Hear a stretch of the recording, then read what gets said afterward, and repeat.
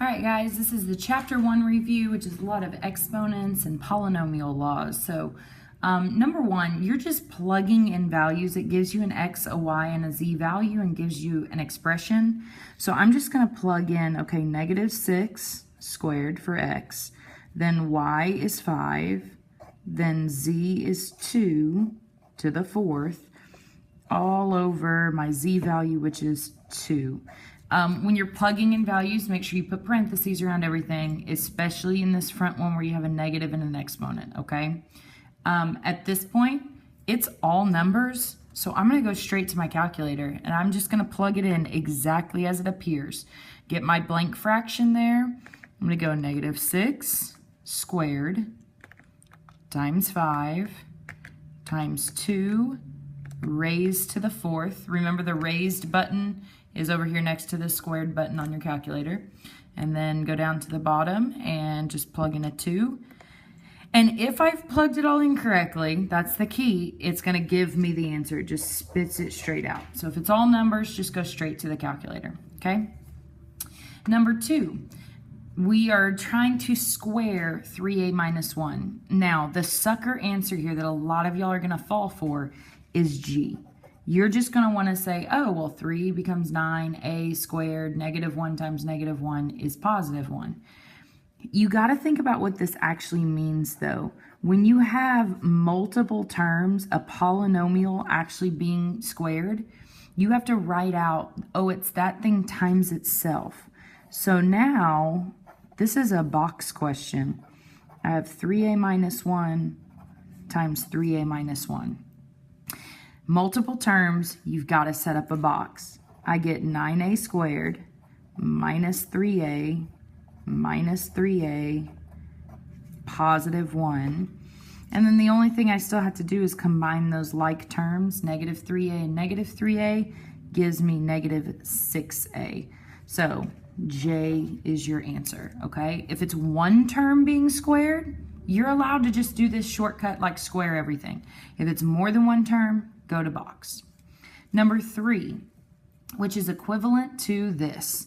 Well, remember, negative exponents move into the denominator. So this is really x to the 4th over x to the 6th.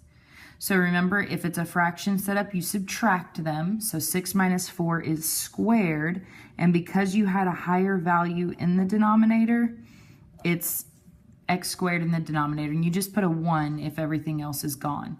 Now, that's not an answer choice, so you kind of have to think a little bit. Well, that in the denominator means it's a -2, okay?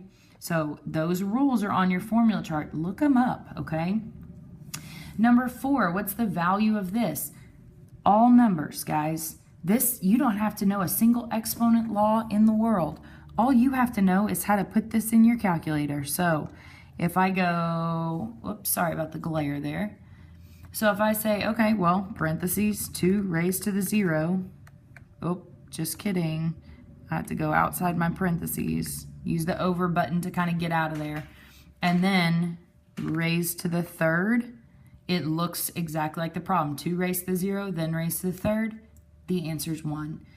If it's all numbers, punch it in the calculator. Do not make stupid mistakes. So I'm always going to recommend overkill. If it's positive, go ahead and mark positive. If it's 1, go ahead and put 1.0 so that there is no question whatsoever on your place value, okay? All right, number 5. X plus 8 times x minus 7. Simplify it. This is a very simple box question or distributive question, okay? I'm just going to set up. I get x squared, 8x, -7x, -56. When I combine like terms, my x squared stays the same. That's why they all have an x squared. -56 stays the same. That's why they all have a -56. +8 and -7 makes +1. Okay? Number 6, which shows this factored completely. Do always notice, if it's a factoring question and they have something in common, 4 and 36 have a common factor, do the greatest common factor first. So my greatest common factor is a 4. Then I reimagine, well, what would I have to distribute that to? Remember, it's like greatest or distributive property backwards. Well, I would have to distribute to an x squared, and I would have to distribute to a 9. That way it makes 4x squared minus 36. Now, that narrows it down. I know I have a 4 out front. At this point, you should notice, hey, that's a perfect square, and that's a perfect square, and it's the difference of 2 squares. So you get x plus 3 times x minus 3. Go look in your notes over this. Go look on the formula chart over this. It's there, okay? And then the 4 is still out front. So it is H. Number 7. Again, factoring this, notice we have an 8, a 2, and a 6. So they all have a 2 in common. I'm going to pull that out before I do anything else, okay? Then their variables, they don't all have a variable in common, okay? This one doesn't have an x, this one doesn't have a y, it throws it off. So let's just see, I get 4x squared left behind plus xy minus 3y squared. Now this is the step you're going to forget. You're not going to remember how to do this.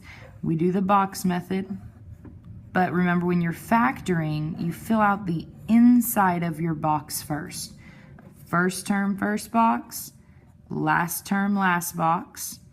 The other 2 boxes, remember, they've got to add to make a positive 1. They've got to multiply. I'm kind of running out of space here. They've got to multiply to make a negative 12. So if I start thinking, I've got 1 and 12, 2 and 6, 3 and 4. 3 and 4 is going to make it happen, okay? I need a positive 1. So I need a positive 4 xy, because it's got to match that middle term, and a negative 3 xy. And then I'm just going to do greatest common factor is 4x. Greatest common factor is negative 3y. Greatest common factor is x. Greatest common factor is y. So I've got the 2 out front, not a 2xy. And then I have 4x minus 3y, so there's 4x minus 3y. That's the only one that even has that.